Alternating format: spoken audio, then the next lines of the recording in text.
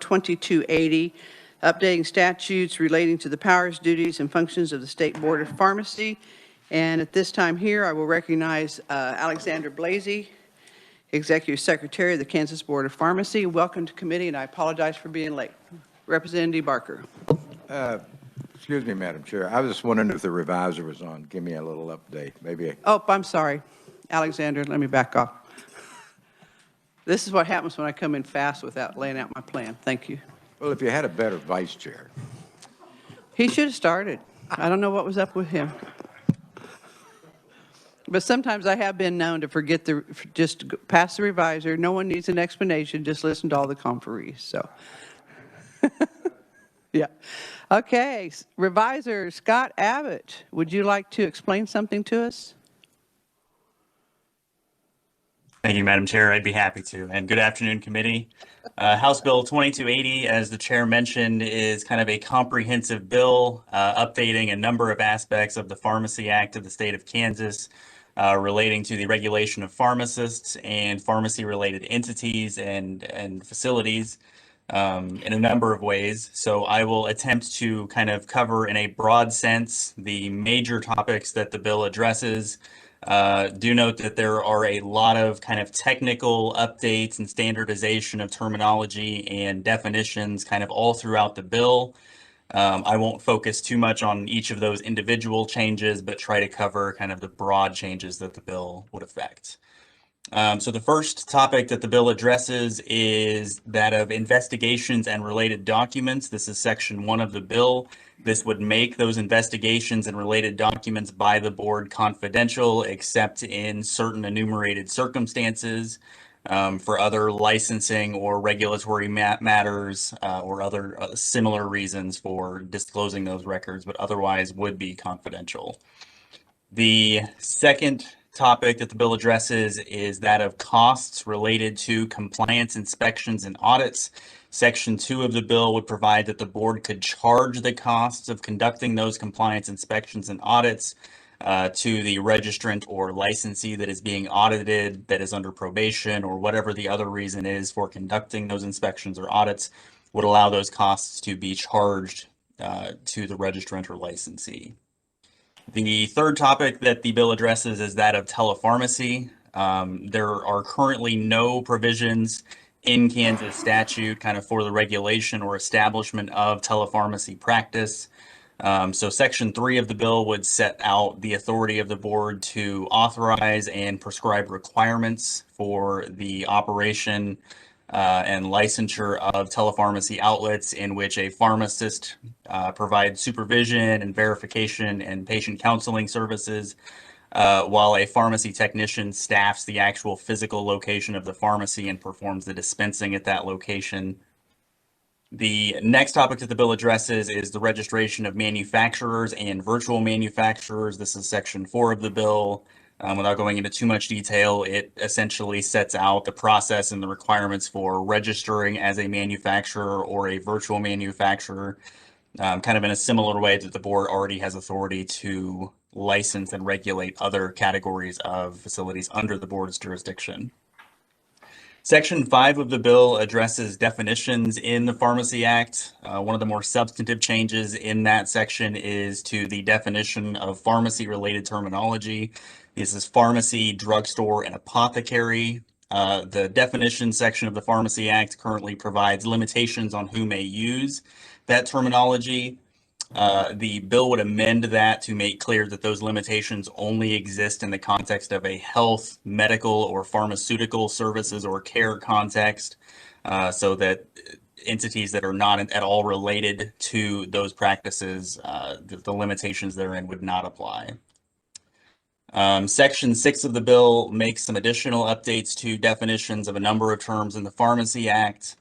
Again, one of the more substantive changes there is to the definition of supervision, specifically to provide that supervision by a pharmacist shall be in person, except in circumstances when otherwise allowed by the Pharmacy Act of the state of Kansas or by the board in rules and regulations, allows for that supervision to occur in another manner, virtually, remotely, however you want to describe it, such as in the current circumstances.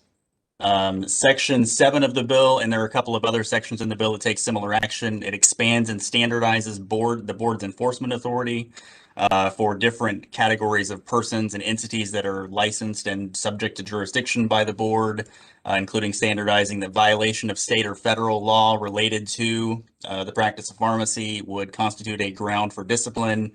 It also add public or private censure as a disciplinary action that is able to be taken by the board against a licensee or registrant. The bill would also allow for the expungement of minor offenses. This is something that is not currently allowed in statute for the board to do. So for a minor offense, an applicant or registrant or licensee could petition to have a minor offense expunged from their record with the Board of Pharmacy. Section 8 of the bill would allow the board to limit the number of times that an applicant can take the examinations required for licensure. That is not currently set out in statute. The board is already allowed to set the grade that is required on those examinations for a passing grade for purposes of Kansas licensure.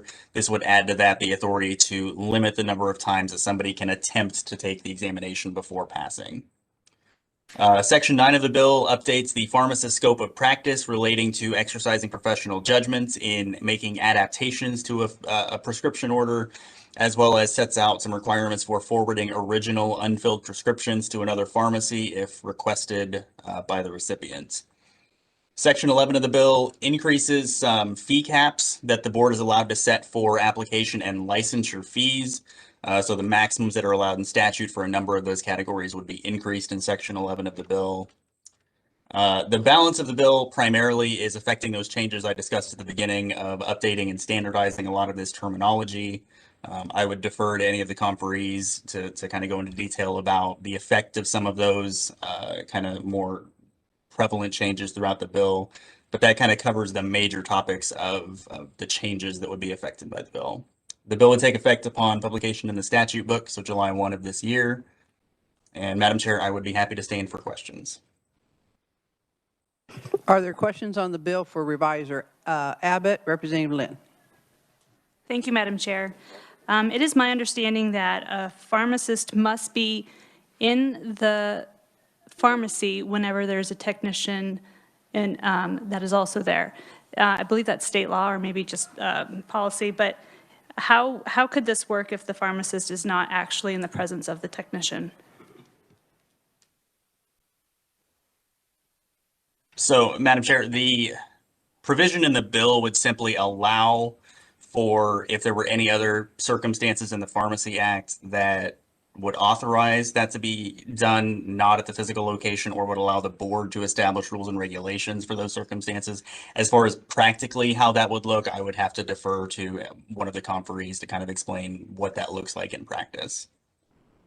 So it's not state law? Do you know? For the pharmacist to be in the presence of the technician when the technician is in the pharmacy? I believe it is in statute currently, yes. Thank you. Thank you, Madam Chair. And we can always confirm that as well when Alexander comes up. Representative Barker. Thank you, Madam Chair. So this envisions an off-site where a pharmacy would be able to supervise a technician off-site. How many can he supervise? How many off-site pharmacies could he have? Is that up to the rules and regs? Or up to the Board of Pharmacy, or is it in this bill? I can't find it.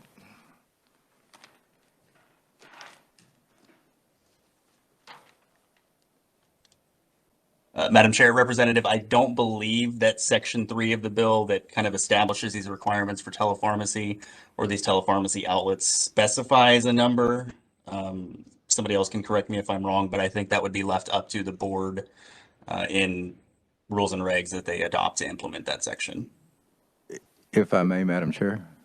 The other portion that I had a question was the expungement for minor violations. Who defines what the minor violations are? Is that the board or rules and regs? Just need some clarification. What would be a minor violation? What I consider minor may not be what they would consider. Sure. So, Representative, on page 24 of the bill, This is in lines 32 through 42. This is the language that's inserted into statute to allow for the expungement. If you look kind of starting on line 36, it gives the board the authority to adopt rules and regulations and gives some criteria of when a violation will be deemed minor, if it doesn't demonstrate a serious inability to practice the profession, assist in the practice of pharmacy, provide home medical equipment or services, adversely affect the public health, safety, or welfare, result in economic or physical harm to an individual, or create a significant threat of such harm. Thank you. Thank you. Thank you, Madam Chair. All right, further questions of the reviser? All right, seeing none now, I will recognize Representative Alexander Blasey. Welcome to committee. Thank you, Madam Chair. Members of committee, it's very nice to be with you all today. I'm Alexander Blasey. I'm the Executive Director of the Board of Pharmacy. I've been with the board for over 5 years, and it's my privilege to have worked on this bill for a considerable period of time. In fact, the last significant updates to the Practice Act were in 2017. And so that is in part the reason for the length of this bill. And so I'd like to apologize for the length of the bill, but we do feel that there are some very important updates to the practice of pharmacy. Part of that is because as we go on, the board learns things about the Practice Act and what's there and what's not there, and needs to be able to adjust as bad actors adjust. In addition to that, the standard of pharmacy practice changes throughout time, and science changes and evolves. And so in my testimony, which I will not read, you have the laundry list of things that Scott was kind enough to cover. I think since there have been a few questions already, the best place to start would be telepharmacy. And just to give you sort of an idea of what telepharmacy looks like as the board is contemplating it, the board actually started a telepharmacy pilot project about 3 years ago when a pharmacist who was a small pharmacy owner in south central Kansas, I apologize, my geography is not fantastic, the name of the city is Cedar Vale, Kansas, actually passed away. And a nearby pharmacy owner was able to purchase the pharmacy and petitioned the board at that time for a pilot project application to start a telepharmacy outlet site at that existing pharmacy. So we're not necessarily talking about a location that is not appropriately secured, qualified as a pharmacy, but we're actually talking more about who is physically present at that secondary location. So that telepharmacy outlet would have to be registered by the board, as would the supervising or managing pharmacy that is handling that telepharmacy outlet. And yes, the board's intention is to prescribe by rule and regulation. We have actually partnered with the Pharmacists Association to have a task force to start developing these rules and regulations. We have drafts of those already moving forward.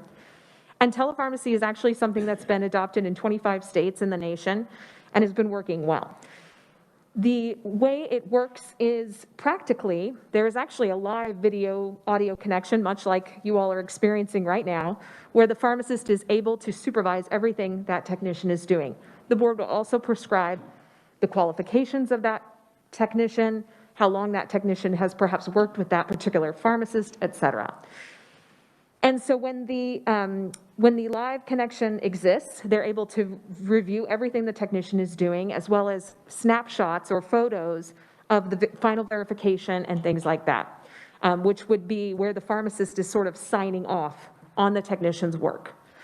In addition, we've also contemplated how are controlled substances handled at that telepharmacy outlet to ensure that no diversion is occurring, and to make sure that the pharmacist is visiting on a regular basis. That would be prescribed by the board. Then when the patient actually comes into the telepharmacy outlet, they're still having a face-to-face connection with another human. This is not like a kiosk or a vending machine where technology is spitting out the medication, but that pharmacy technician is working directly with the patient. And then the patient is also provided the opportunity to counsel with the pharmacist through a live audio video link. So in practice, yes, to Representative Lynn's question, current law says that a pharmacist, in order for the pharmacy to be open, a pharmacist must be present, except as otherwise provided by law.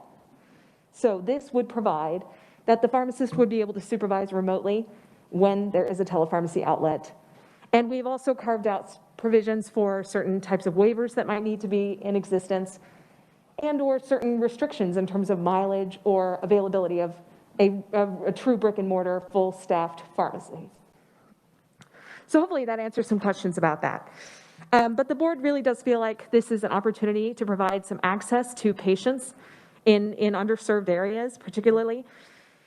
And the reason for some of those mileage restrictions and things like that is so that we don't have outlets popping up in highly saturated areas, and it doesn't just become an excuse for not having an in-person interaction with the patient. So, moving on, Section 8 outlines, as Scott noted, the maximum number of attempts for the pharmacist examination. There are two, a national pharmacy practice exam and then a state law exam. And Kansas really didn't think we ever had a problem with this. We've had an unwritten 5-limit rule for a number of years. In my time at the board, it's never even needed to be exercised, which is a great thing. It means our pharmacists are well trained here in Kansas. They take the exam, they work hard, they pass, and they become licensed pharmacists. Unfortunately, because of some of the least restrictive states, we have learned that there is one state in particular that allowed an individual to take the pharmacist exam 13 times over a series of 20 years and eventually become a licensed pharmacist. That individual may now reciprocate into the state of Kansas. We don't think that's a good thing, and the chair and I have visited about this, and she suggested that we actually codify the maximum number of 5 attempts per exam, and the board is open to that, and we have visited with the revisor's office about drafting such an amendment. If I can go now to Section 5, and you'll see this language also in the definition section. One of the things that's come to the board's attention in recent years is that businesses in the state of Kansas like to use some of our favorite pharmacy terminology in their name. RX, pharmacy, drugstore, apothecary. We actually did have a business that tried to stand up a speakeasy type bar as an apothecary. And we said, no, unfortunately, the law says you cannot do that. And they were amenable and made the change to their business name. However, not all businesses are so willing to do this.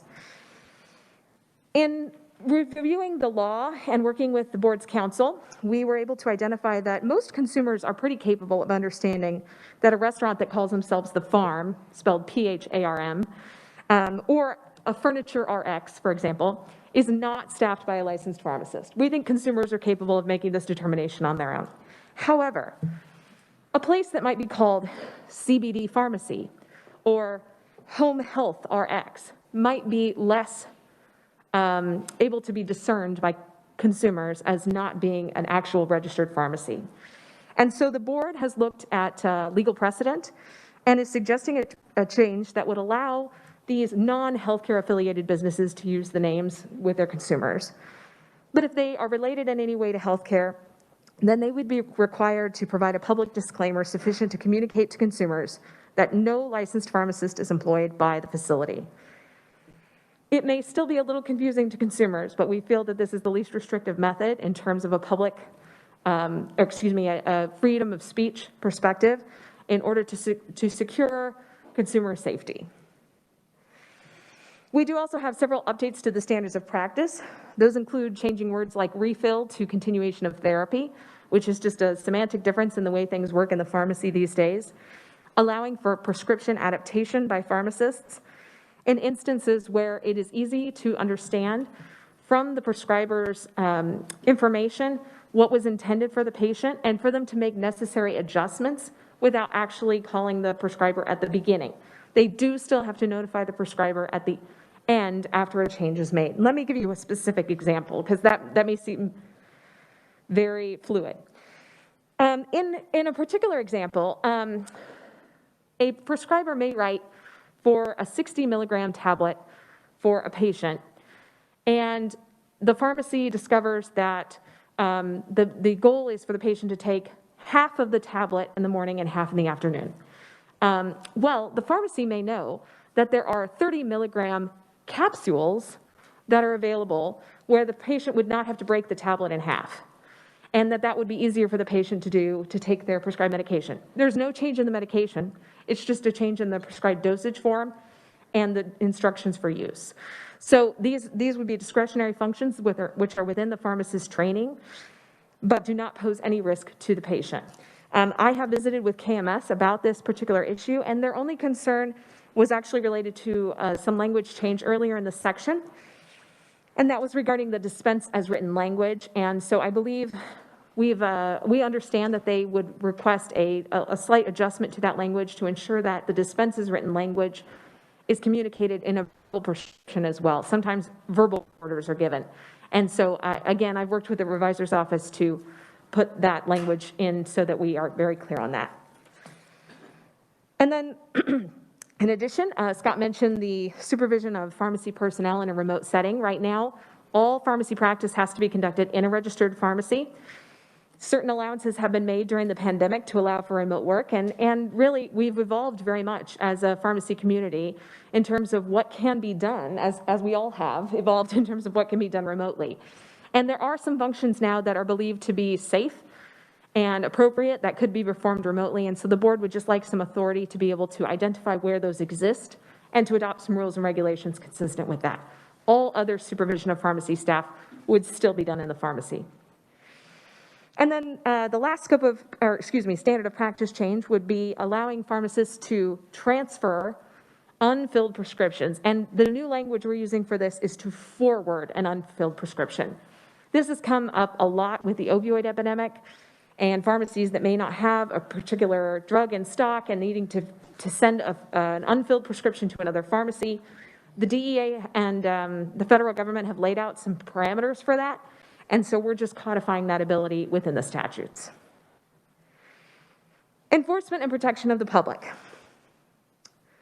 We are hoping to be able to mirror many other state agencies, not just in the state of Kansas, but nationally, in terms of maintaining the confidentiality of some of our complaints and investigation documents. Of course, parties involved in those matters are always able to receive them, as well as other state and federal agencies that may need access. However, the average individual or open records request can often disrupt an investigation, and so it is important that we be able to maintain confidentiality, especially of the name of a complainant, because we want people to feel safe making complaints to the board about practitioners, and we want them to know that their name is not going to be out there as a bad person for making a complaint against a bad actor. On the advice of council, we are streamlining and standardizing board enforcement authority for all facility registration types, including non-resident pharmacies and facilities shipping into the state of Kansas. And I want to iterate that this is not a requirement that the board deny particular facility applications, but it's just a factor for consideration. And so these things we're just identifying uniformly across the board and holding everyone to the same standards. In addition, we have inserted some federal compliance requirements. We have struggled in recent years with holding state facilities accountable when they have federal violations that don't necessarily violate the state law, but obviously identify them as a problematic pharmacy, and we need to be able to take action based on that. We are also adding language regarding public or private censure. While the board does not participate in something we like to call domino discipline, we're very aware of states that do. And so often what happens is the board takes a very small action, maybe a $500 fine against a facility for failing to notify the board of something on time. And because that facility is registered in 20 states, we see state 1, and then state 2, 3, 4, 5, 6, 10 down the road taking, and oftentimes, we fine them $500. Another state fines them $10,000 for having a violation in another state. If these were not considered formal disciplinary actions and they were public or private censures, this domino discipline could be avoided in certain circumstances, and the board would just like to have that authority to be able to do that, especially in terms of having education or something like that where a pharmacist could participate in instead of having formal disciplinary action. And expunging minor disciplinary actions.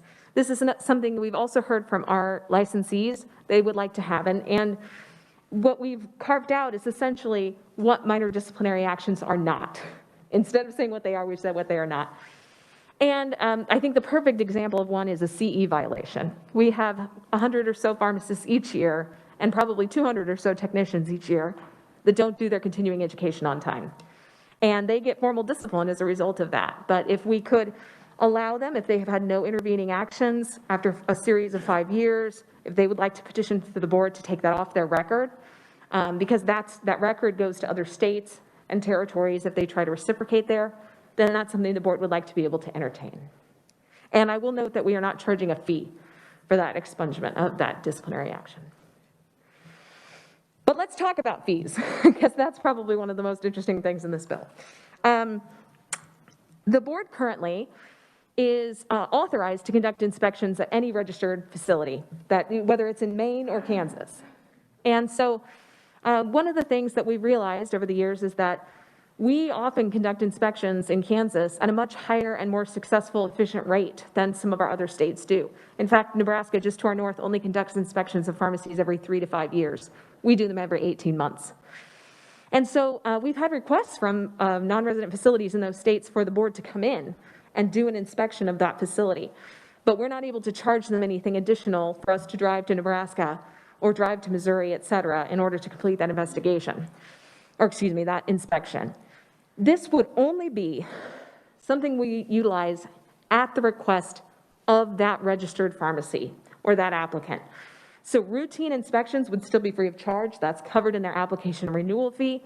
But if they're asking us to come into the facility at their convenience to conduct an inspection, then we would be able to charge them the actual cost of that inspection if we're able to complete it. We may not always be able to, but sometimes we can. In addition to that, we would like to be able to charge actual costs to individuals, or excuse me, facilities that are on probation. We only have a handful of these facilities, fortunately, but as you can imagine, if a facility is requiring an inspection once every 6 months, this can get very costly, especially when we are having to drive to Liberal, Kansas, or somewhere else in order to complete that inspection of that pharmacy. And so in those probationary circumstances where a facility has done something wrong and the board has put them on a probationary status, then we would like to be able to recoup the costs of those inspections and investigations. And of course, we do have some fee cap increases. We felt that since we were opening up the statutes at this time, it was a good time to revisit those and look at those. The board would not actually change fees except by rule and regulation. And so at this time, it's not anticipated to be imminent, but probably within the next couple of years, we do anticipate having to raise our fees slightly. And so we are adjusting the fee caps at this time. In addition to that, we are suggesting a non-resident facility application and renewal fee. This is because often we've discovered that non-resident facilities, which at one point outnumbered the number of resident facilities in the state of Kansas, that has since dwindled, think that they can create 10 to 15 layers of holding companies with their ownership and hide a bad actor owner in that midst. And so it takes a lot of time and investigatory work to be able to make sure that those facilities should be operating in the state of Kansas and have not been denied or revoked in other states. And we have about 2,000 of those facilities now.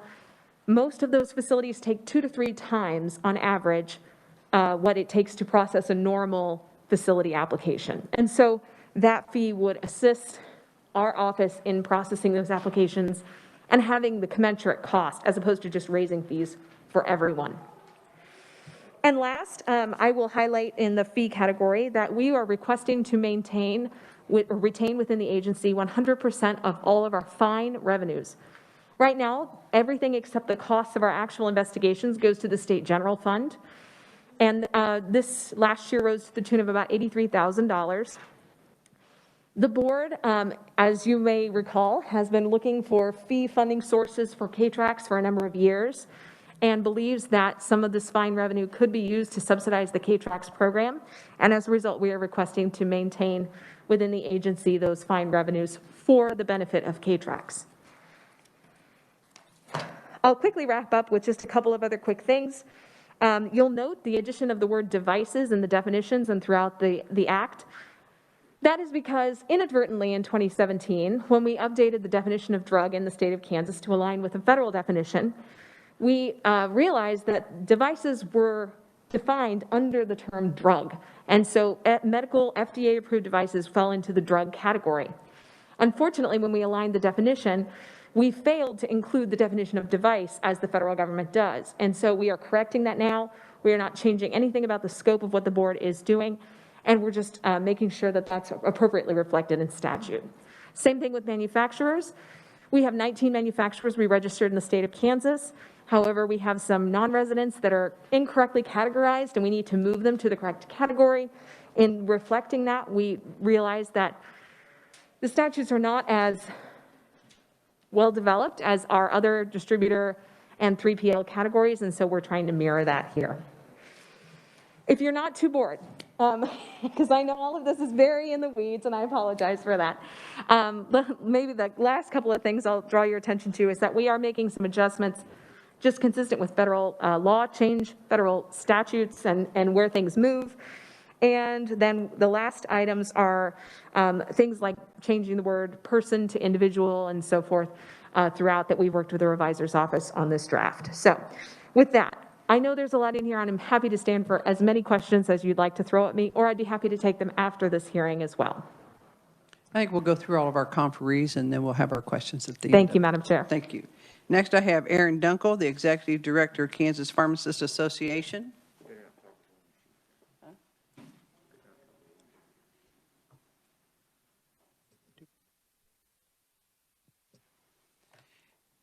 It's been a while since you've been here, Aaron, so we are going to be, and part of this is my fault, and I think that the bill just needs a lot of explanation. If you can highlight for us so we can actually get to hearing the bill. Absolutely. Madam Chair, members committee, that was totally my intent. After you listen to the revisor and the executive secretary, I don't think there's a whole lot of detail we need to give. But I would like to publicly voice, our appreciation, and number one, our support of the bill, and number two, our appreciation of the executive secretary and the board of pharmacy and the development of the bill. We've had numerous opportunities over the last couple of years to look at possible language, to have conversations about content. One of the ones that she mentioned specifically was the telepharmacy component. We were able to have a task force for a couple of years that sat down and said, okay, what things do we think in Kansas need to be there that will allow telepharmacy to take place, but will also be protective of the current ecosystem we have and not be too disruptive. And we're really happy that as you look at the bill, what you see are almost all of the things that we recommended and that we had conversations about. Most of the other updates, again, for anybody that's worked with pharmacists, and I have said this to my board so they won't get mad at me for saying it here, they're one of the professions that really seems to enjoy regulation. I mean, they like to know what their lanes are. They like to know what they can and can't do and how they're supposed to do it in certain circumstances. And really, when you look at a lot of these changes, there's a lot of things in here that make it so that they can operate and maximize some of their staff. There's components like what we saw in Section 7 where it allows for a couple more alternatives for the board to be able to deal with those licensees who are being disruptive or who are breaking the law, and allows for much more of a progressive discipline and education and bringing into compliance type of thing without having to go as far as revoking and suspending and the things that we see frequently now. With that, I will be quiet. All right, thank you, Aaron. I appreciate it. Next, I have Tara Mays, Vice President, State Legislative Relations, Kansas Hospital Association. Are you with us, Tara?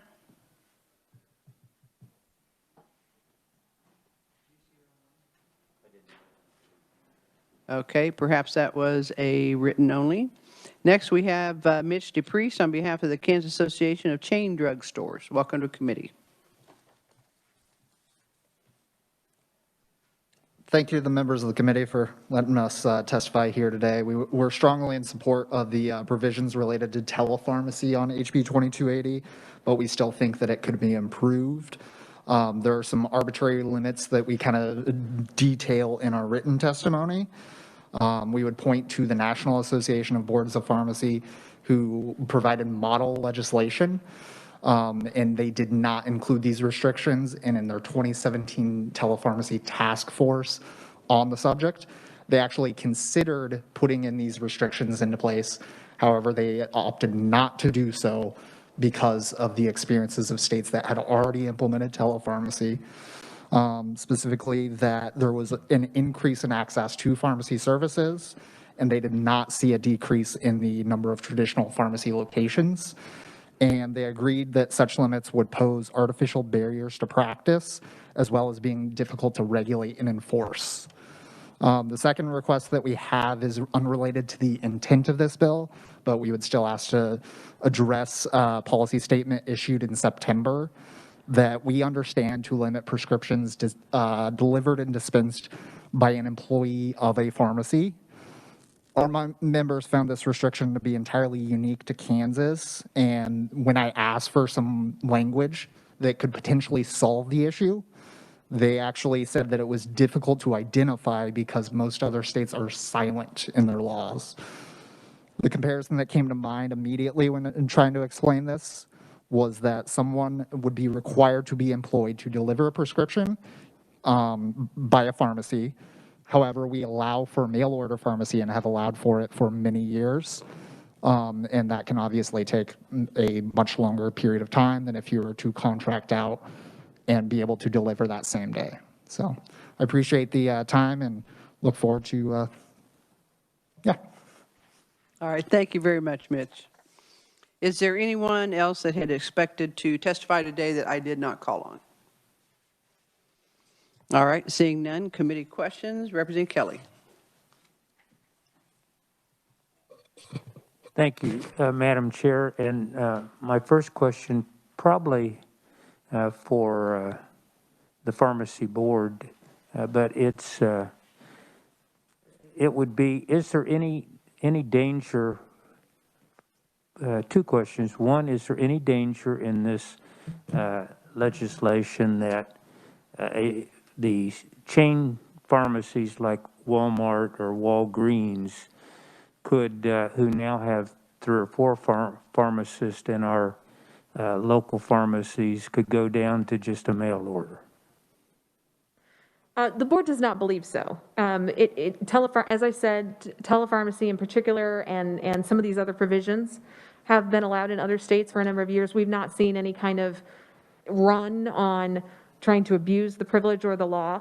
One of the other things that I'll point out that's not addressed in the bill because it's codified elsewhere and the board is not changing is that there's a required ratio of supervising pharmacists to pharmacy technicians. And it's actually dependent on the qualifications of the technicians in the pharmacy.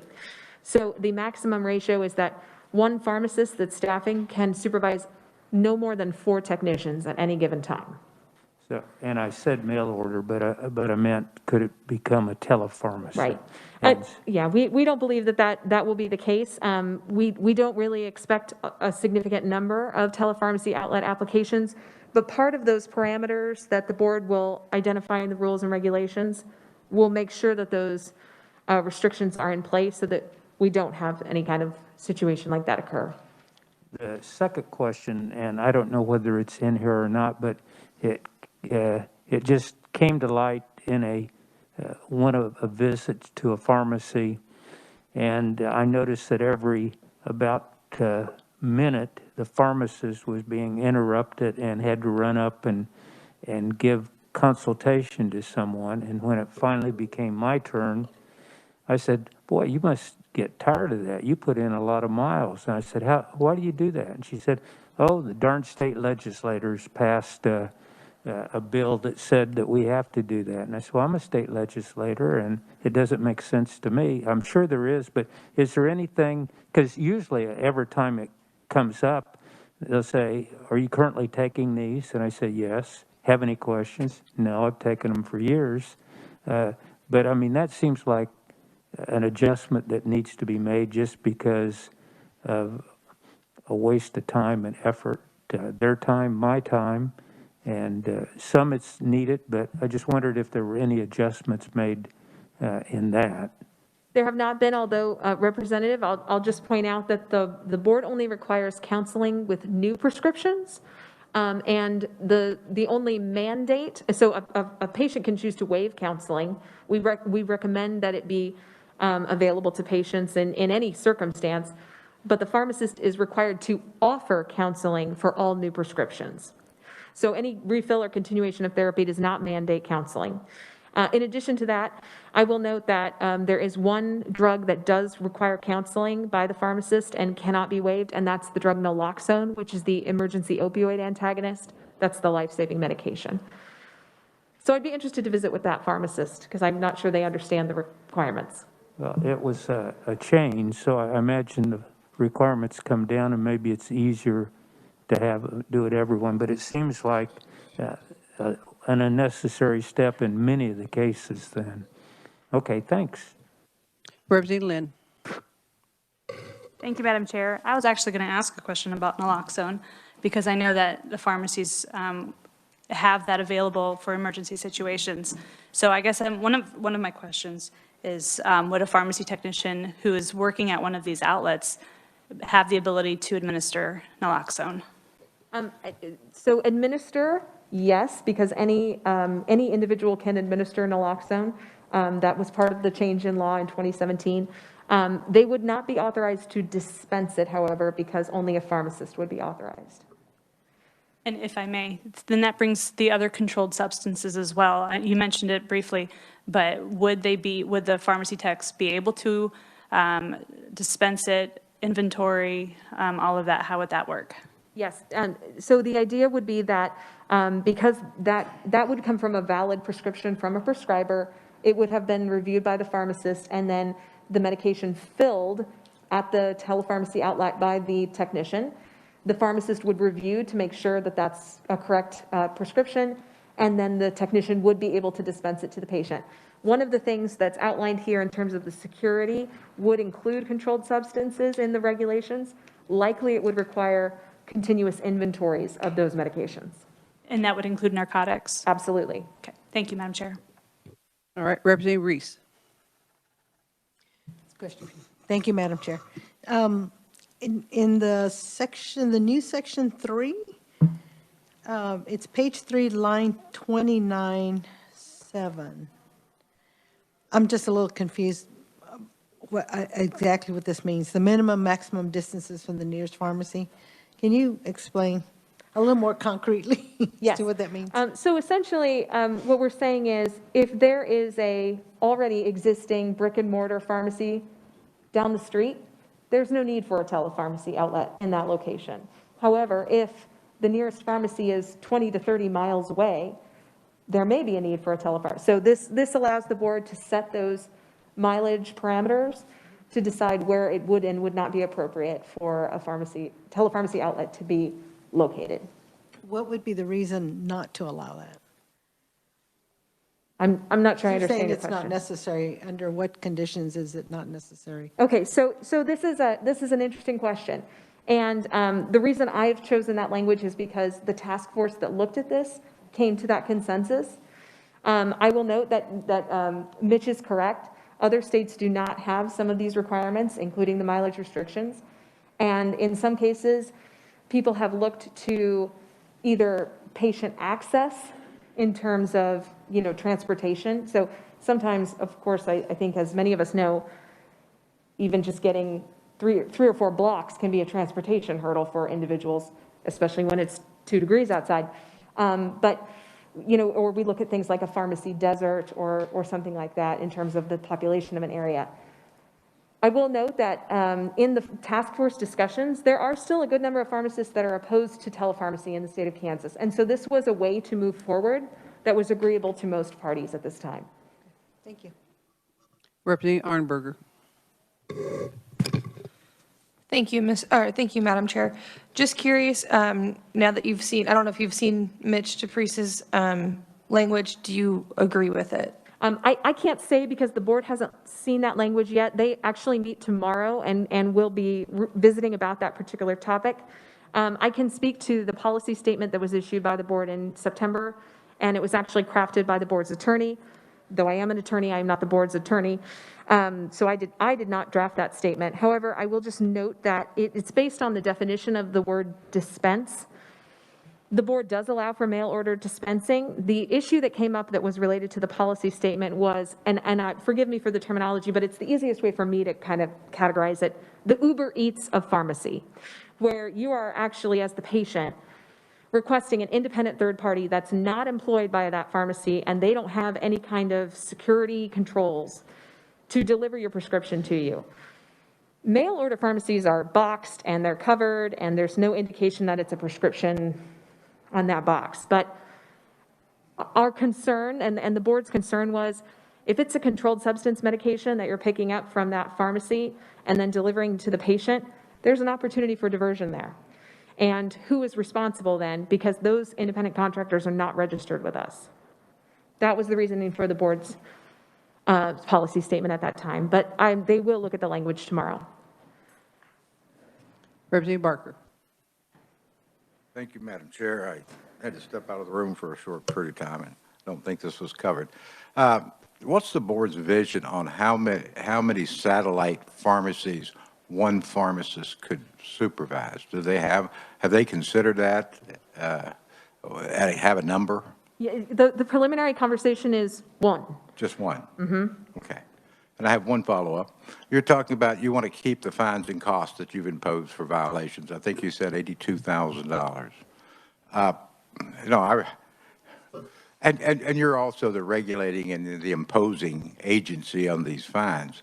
For the appearance of impropriety, they could say that you're raising the fines and everything because you needed the money for other projects. That's the reason the court system doesn't get the money that they impose. It goes to the state general fund, and then you come to the state general fund through the legislature and ask for funds that you need.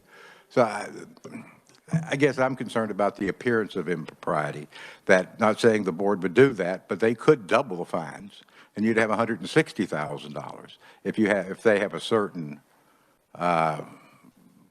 something that they wanted to fund.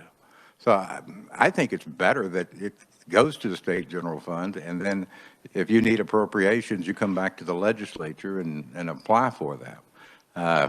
If that was the case, as you're an attorney, you probably don't remember back in the 60s when the JP courts got to keep all the money that they assessed and based upon the judge how much money he had to use for his court system. So that concerns me about keeping the funds that you're going to expend instead of coming to the state general fund, and then if you need additional allocations for your projects. That's my only concern.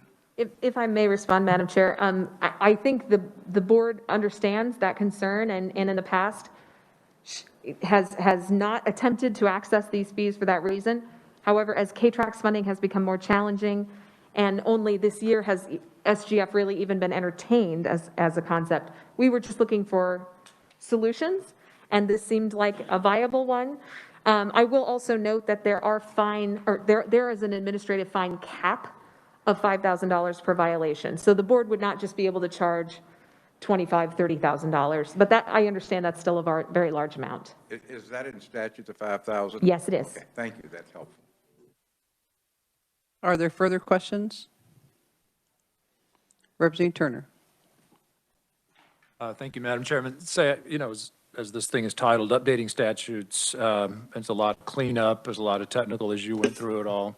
So what would be the big headline in terms of the benefits to the citizens of Kansas for this bill?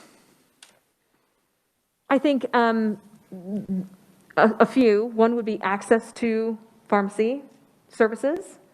And in that same vein, less of a headache when you actually get to the pharmacy and go to pick up your prescription. A lot of that prescription adaptation language is really tied to not having it fall to the patient to be stuck in the middle of a difficult prescribing situation. And I will note that the board is trying to align things as best as possible across our many individual and facility license and registration types, as well as provide transparency to licensees about what the expectations of licensure are.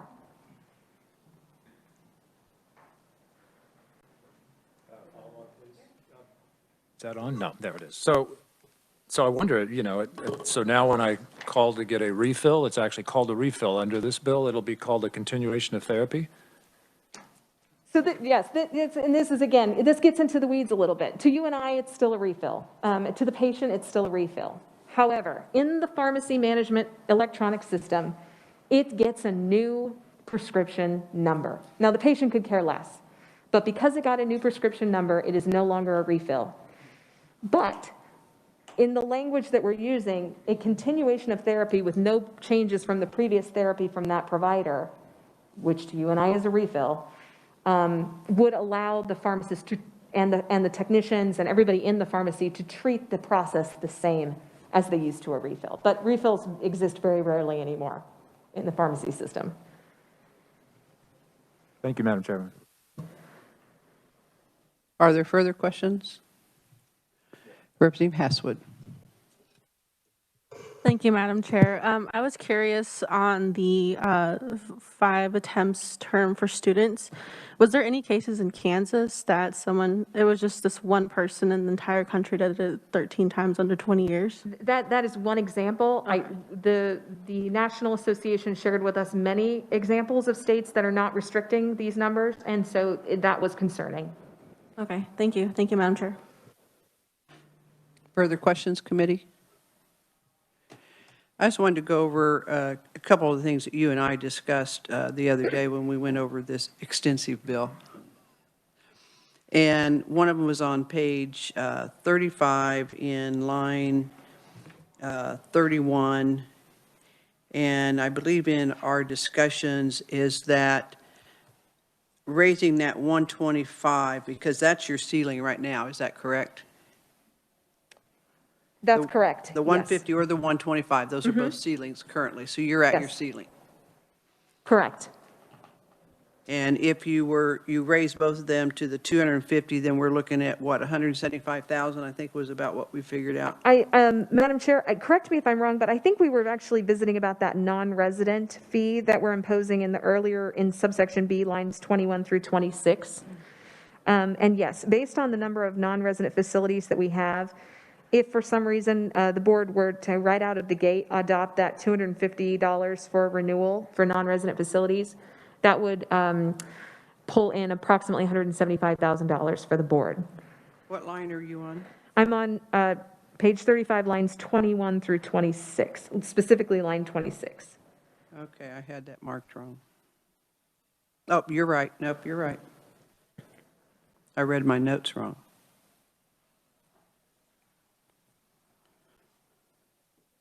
And then we have let's see, where's the 350 to 450?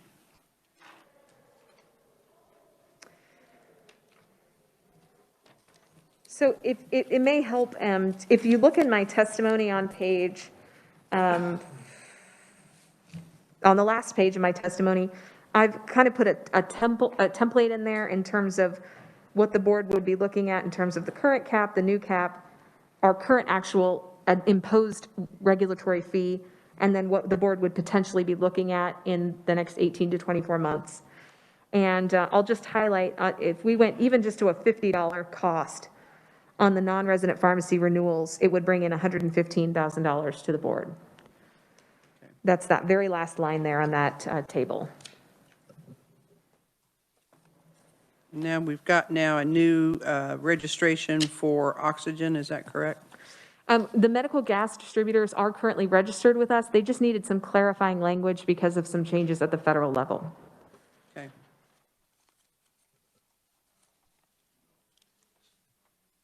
Ultimately, the board does not contemplate registering any entity that is not registered already with the board by any changes in this bill.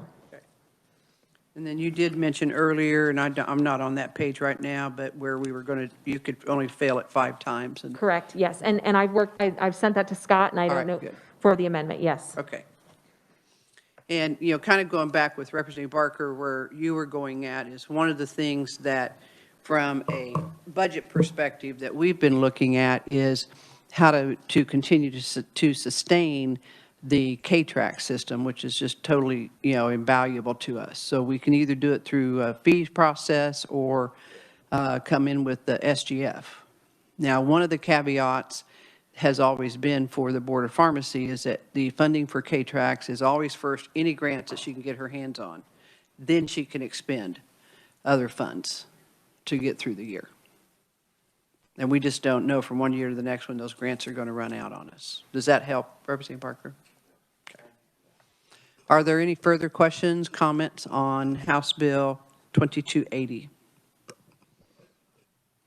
All right, seeing none, committee, I'm going to close the hearing on House Bill 2280. Now, committee, if you will look at House Bill 2208, which was the BSRB bill. And if you would poll, was there a question? Okay. We're going to work that bill. And if you were to, if you go online under the standing committee and you pull up testimony, you'll actually see some amendments that were posted after this committee started today for this bill. And Scott, can you display them on the screen as we go through them? Is that possible? Yes, Madam Chair, I can. Thank you. So,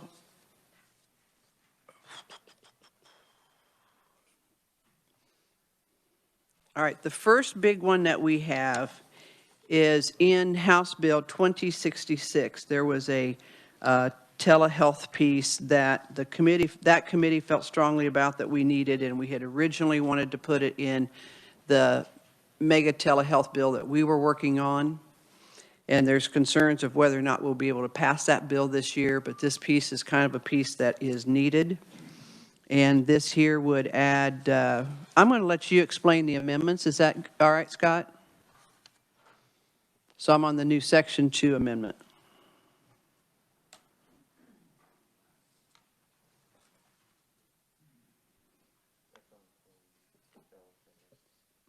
Page 2, line 5 is where it's going to be inserted.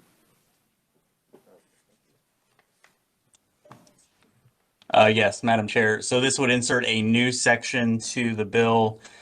This language would be very similar to the telemedicine language that was in House Bill 2066 and removed by the committee that ultimately worked that bill. This puts in place some kind of standard language for a physician holding a license issued by the applicable licensing agency of another state, and who otherwise meets the requirements for licensure that the section would set forth. They can apply for and receive a telemedicine waiver from the State Board of Healing Arts upon submitting a complete application. Has some practice requirements. Some of these are similar to the executive order issued by the governor last year near the beginning of the pandemic that expanded the practice of telemedicine and the authority to practice telemedicine by a physician, including some practice requirements of conducting assessments and evaluations. Makes clear that they are still subject to all rules and regulations that relate to the practice of their profession in this state. So just because somebody is licensed in another state practicing telemedicine in the state of Kansas, they still have to abide by Kansas practice requirements. Sets forth kind of your standard renewal, expiration, fees, structure for issuing this waiver. It would also include language for other healthcare professionals that are licensed and under the jurisdiction of other healthcare licensing agencies in the state to adopt similar procedures for the practice of telemedicine and the granting of telemedicine waivers for their respective licensees. They would be subject to regulation by their normal licensing board. It would just kind of follow the structure and follow the lead of what's set forth in the section for the Board of Healing Arts for physicians. And Scott, this is the exact same language except for, and if you can point out those two differences, and one of them came from Tucker Polling, the Board of Healing Arts, and the other one came from lobbyist Larry Ann Brown, I believe.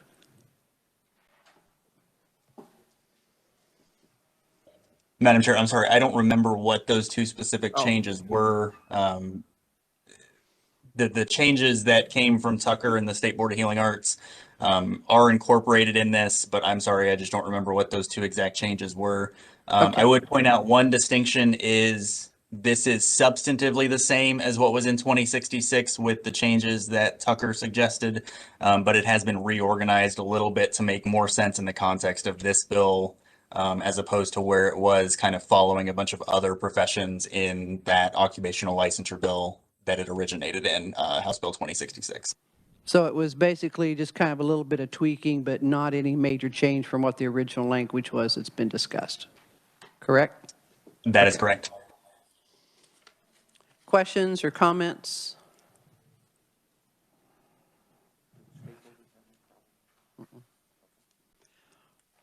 Okay, I would make the motion to adopt, we'll just call it Amendment 1. Seconded by Representative Epley. Questions, comments, discussion? Seeing none, all those in favor signify by saying aye.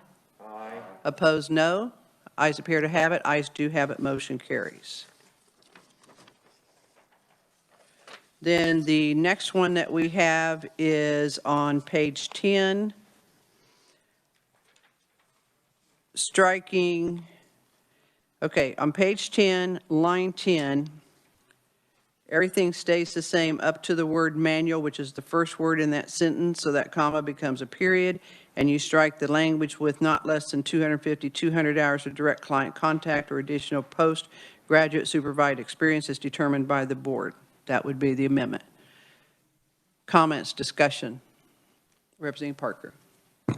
Thank you, Madam Chair. Just to clarify, this would just bring us to the national standard, right, and eliminate any additional hours beyond that national standard. Right, because this is above what the national is, and this was the recommendation by the social workers. Thank you. Thank you, Madam Chair. You're welcome. Further comments, questions? Representative Epley. Madam Chair, I'd like to move that we to add the Second Amendment on page 10 as outlined, striking lines 10 and 11 as presented. Motion by Representative Epley to adopt Amendment 2 and seconded by Representative Parker. Discussions, questions, comments? All right, seeing none. All those in favor signify by saying aye. Aye. Opposed, no. The ayes appear to have it. The ayes do have it. Motion carries.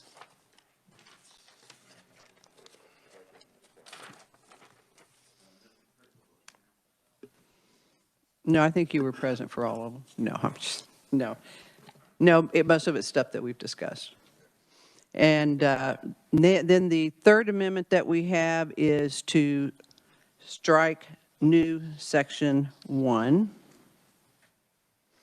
So by striking lines 13 through 36. And then on page 2, by striking all lines in 1 through 5.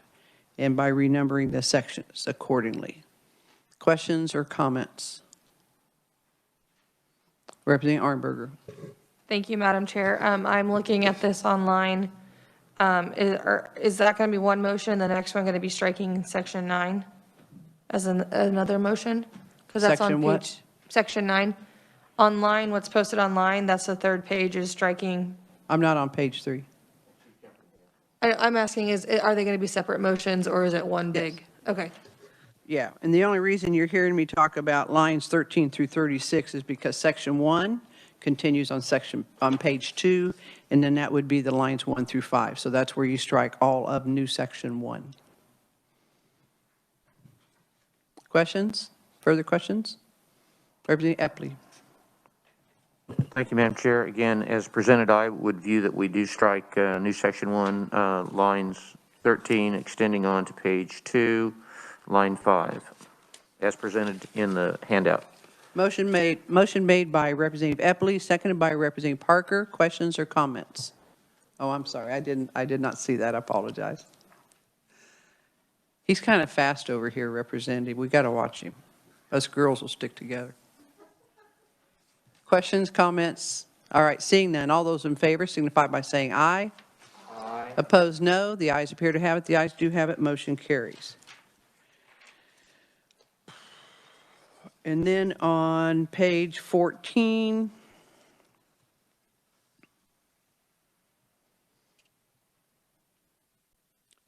and this here strikes, this strikes all of section 9. Is that correct, Scott?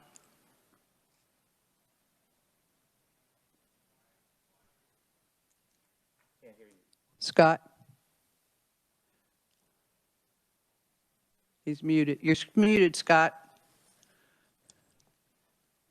There you go. Yeah, sorry, could not find the unmute button while I was sharing my screen.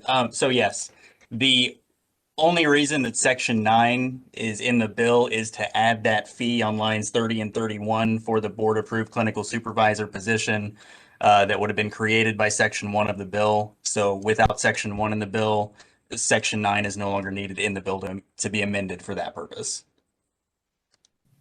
Okay, questions, comments? Representative Epley? Thank you, Madam Chair. I would like to go ahead and move for striking section 9 on page 14, lines 3 through 32, and the other deletions on 36, 39, and 42. Motion made by Representative Epley, seconded by Representative Reese. Sorry, Parker, you get left out this time. Is there questions or comments? All right, seeing none, all those in favor signify by saying aye. Aye. Opposed, no. Ayes appear to have it. Ayes do have it. Motion carries. All right, Scott, I just need to double check. Was that everything that I had that you're aware of? Yes, Madam Chair.